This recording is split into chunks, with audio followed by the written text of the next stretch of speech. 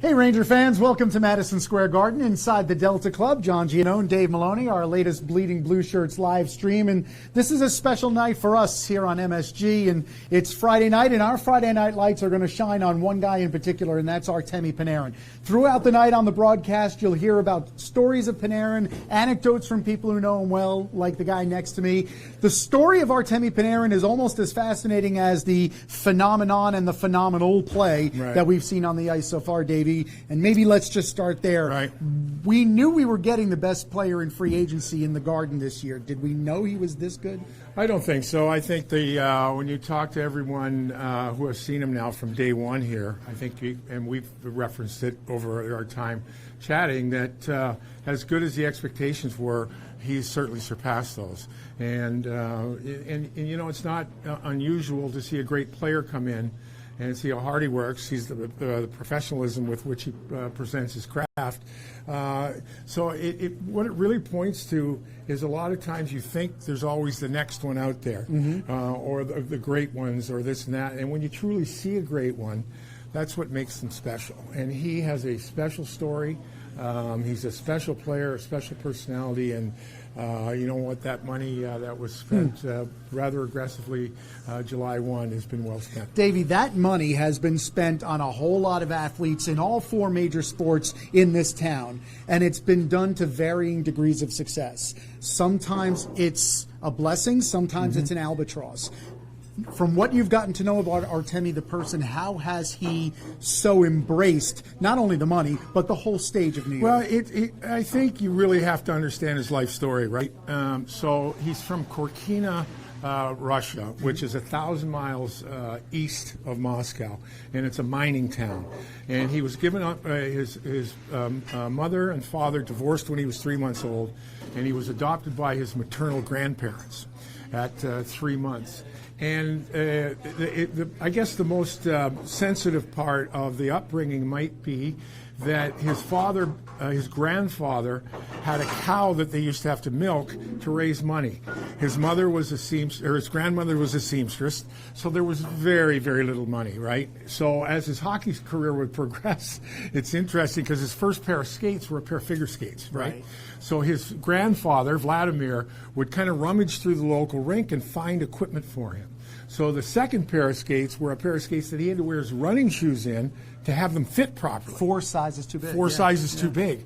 And the other story is about his gloves. The gloves had no palms, the first gloves, so his grandfather would take the soles of old shoes and sew them in the palms. He would get his first pair of gloves when he went away to a boarding school at 14 in Moscow, and that was the first time he actually could feel a stick. And it's really, it's a phenomenal story of perseverance and mentoring, all those real good things that when there are stories and when you hear what makes the story and how the story becomes the story, you go, wow, that is great stuff. And we're going to talk about it throughout the course of the night. Between period interviews, I know Dave's going to have Jesper Fast on the bench, his right wing. We'll have Ryan Strome at the end of the first period, his centerman for the vast majority of the season, get their insights on what they can provide for Artemi Panarin. Rick Carpinello from The Athletic is going to join us after the second period. I know The Athletic had a long expose about the life of Artemi Panarin. It's a 1,000,000,000 to 1 shot when you hear about those trials and tribulations that somebody can get from a mining town 1,000 miles from Moscow to an $11.5 million a year contract and live in New York City. Well, it really is phenomenal. You know, as an 8-year-old, he had to commute into Chelyabinsk, which was about a 45-minute bus ride from Korkina, and his grandmother would sew his money into the back of his pants, right? Sew it into his pants, so it was protected from thieves. From thieves. And you have to forget, it was the late 80s when the Soviet Union collapsed. It was about 10 years after that, but there was still a bit of a Wild West quality in most of that nation. So he gets to, the particular story is he gets to the train station a bus station in Chelyabinsk, and he can't find his ticket to go back home. And here's an 8-year-old in the middle of a bus station in Chelyabinsk, and he breaks down and starts crying, and 2 men helped him out, gave him money, and he quotes that story as one of the lasting memories of faith in people. and it's really good stuff. He's got a great heart. Like Yeah. when you get to know him a little bit, he'll ask you questions and we'll talk about topics that don't really have a lot to do with hockey, but they have a lot to do with humanity. Right. Like when he first moved to New York, he wanted to know where are the areas and what kind of areas are each parts of all 5 boroughs.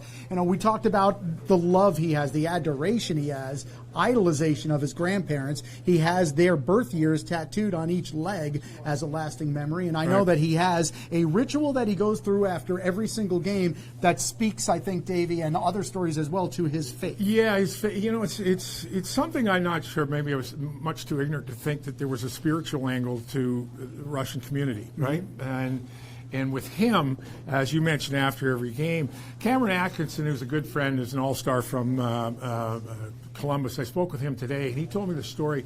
He had read articles that had intimated that there was a special relationship between Artemi and Cam.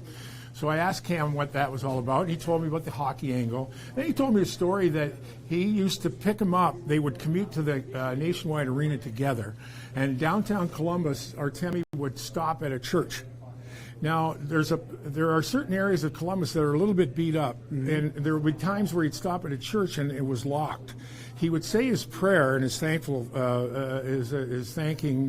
the spirits, and come back to the car. Cam would wait in the car, and then they'd go on and they'd talk about the game, or even Cam said he did. There were sometimes we talked about other things other than the game. So, to me, there's a spirit about him, and I don't know, as we were talking before, if you don't conclude that because you hear everything else. Right. But there's almost a mystical thing about him. Yeah. And even the way he plays.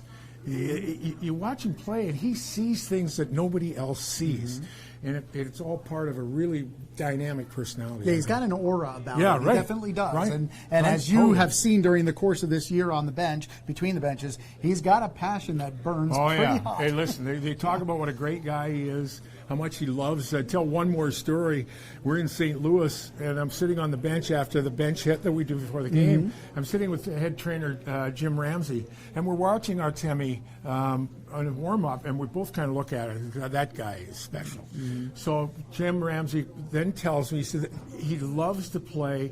He's got the right attitude. He's always up, he's always on top of his game. And he said the only other guy he'd come across who was like that was Wayne Gretzky. Wow. And as a matter of fact, I'm within 5 minutes, I run into Wayne Gretzky, and I tell him that story, and his eyes lit up. Yeah. And the humility of Gretzky and the humility of Panarin were eerily similar. Yeah. So it's just great stuff. All right, Rachel's got a question that you guys have submitted, and we urge you to do that as we continue to talk Rangers, Sabres, obviously, but mostly focused tonight on Artemi Panarin. Rachel? All right, I got kind of a funny one for you guys Uh-oh. on Facebook. All right. Ryan wants to know, do you get as nervous as I do when Panarin does his leg kick after a goal? All I see is a goal. We have talked about it on the air. I believe you had a very unique way of describing it when you said that he's going to visit The groinologist. the groinologist. Yes, Yeah. yes, to see.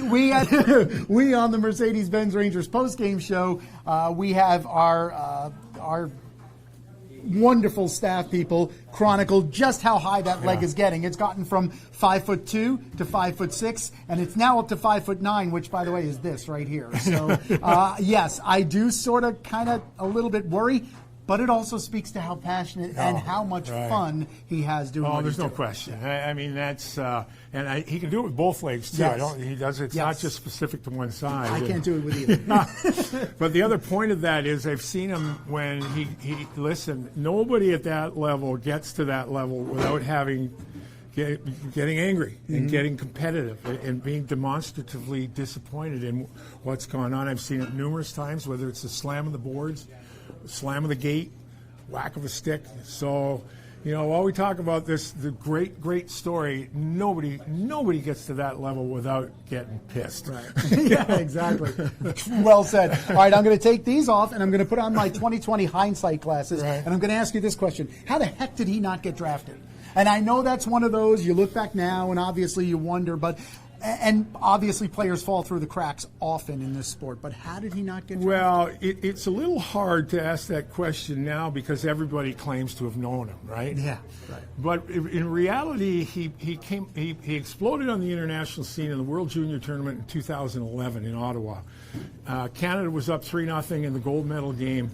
Going into the third, he scored the goal to make it 3-1. Then he scored the game-winning goal to make it 4-3. So then all of a sudden he got on radar. But there are some teams, even in 2011, didn't have extensive coverage in Russia, in Europe.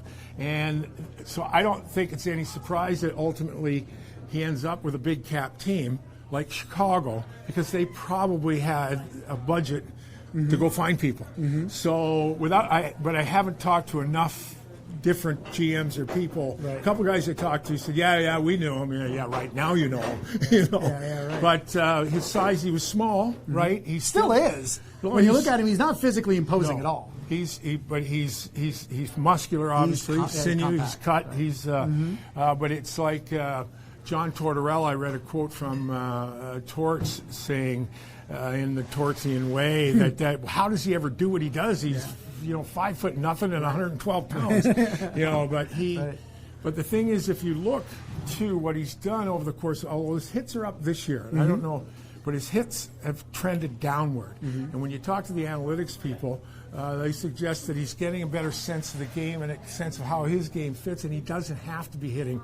Just get you. So then when you watch him a lot of times, he'll position himself that he's certainly not going to be the first guy to initiate the contact, but he'll always be in the right position, almost like Datsuk. You know who has this uncanny knack too is Adam Fox. If you watch Fox, to me, Fox and Panarin are eerily similar in how they perceive the game. He's 27, going on 28. Who were the players from hanging with him that you've heard that he kind of looked toward or wanted to emulate when he was growing up? Because I thought I had heard Datsuk at one point, which is what sparked the question. I wouldn't shock me. I don't know verbatim, John. It wouldn't shock me that it was Datsuk because. Well, when you watch him play, it looks like a lot. Like he has that ability to stay on pucks and thieve pucks, and that's a good question. I don't know. I'd probably. I'm going to ask him tonight. Excellent. Good idea. When you see guys interact with teammates, you start to get to know a little bit about what kind of personalities they are. In this 21st century world, we have social media to aid us in learning a little bit more about these people. And you see that Artemi does have a girlfriend, and he does have a dog as well, Mr. Rizzi, that he has made into a little bit of an internet star as well, right? That kind of speaks a little bit. I love to say, the true measure of a man is whether he likes dogs or not. So, and we both have dogs, so that speaks volumes about us. Right. That's why I say that, because we both have dogs. But I like that part of Artemi as well. Well, I puts himself out there.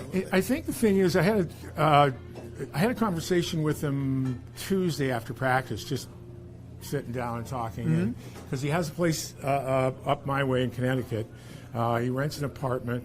The intent perhaps is to buy, but he loves the fact that when he comes out to the suburbs, the dog can go out and walk, and they can get out, and you really get a sense that he. It'll be interesting to see how his star shines in this market, because given who he is as a human being, I don't think you're going to see him on page 6. I don't think you're going to see him. I really don't. I think it's an honest, healthy story about a guy who's had an unbelievable life, that he's ended up here doing the things he's doing here. It's really something. Absolutely. So. Another one, Rachel? Yes, I got another one for you. So this one is transitioning us more to tonight's game. Okay. Right. So given how the Rangers sometimes need to find some extra motivation to play against certain teams, how are they looking with tonight's matchup and maybe needing to get up? What's the motivation, in other words, to play a Buffalo Sabres team that is one of the few behind them in the standings, coming off a shootout loss last night to the Detroit Red Wings, a team that has only won 13 times all year? Right. So what's the motivation? Well, I think, John, again, the motivation has to be the window is closing as far as that playoff thing is going. And as long as you keep winning the window won't slam shut. You're going to stay involved, and they have to look at it that way. Now, it may not be the same emotion that we saw against Toronto, but it's the same type of opponent. They're not overly defensive. They're not going to clutter up the ice like Dallas or the Islanders. I think it's imperative that Panarin be Panarin, and the guy honestly is Kreider. Yeah. If Chris Kreider can continue to be who he was or who he has been, in particular who he was against Toronto, that just sets a whole different tone for how they attack. Right. And so between Zibanejad, what he's done there, Kreider, Fox has been good. The goalie's got to make a save. So it's just, you've got to find a way, because like you say, you get guilty of thinking the guy in the rearview mirror is not going to be a match. Then you look at Philly last night; they could be 5-0 by the Devils. Right, absolutely. Excellent point. Alex Georgiev will start in goal tonight for the Rangers. And it's Rangers-Sabres 6:30 on MSG. As we said, Dave will be on the bench with Jesper Fast, and we'll be talking about Artemi Panarin throughout the pregame show with Steve Alakette. He'll have a whole bunch of Steve Alakette-type numbers about what has made Artemi Panarin so lethal this season in the offensive zone. Then 7 o'clock, Sam and Joe with the call, and Dave will be between the benches. And again, if you go to MSG Go, there'll be a designated isolated camera on Artemi Panarin throughout the night. We will spotlight a lot of his shifts on the network during the game, so you'll get kind of a dual view of the game and Artemi. But MSG Go, if you want to just watch all things Artemi on the bench, on the ice, during faceoffs, during timeouts, the whole time, go to MSG Go. Otherwise, we will see you Sunday again, Rangers and Kings here at the Garden. Thanks, everybody.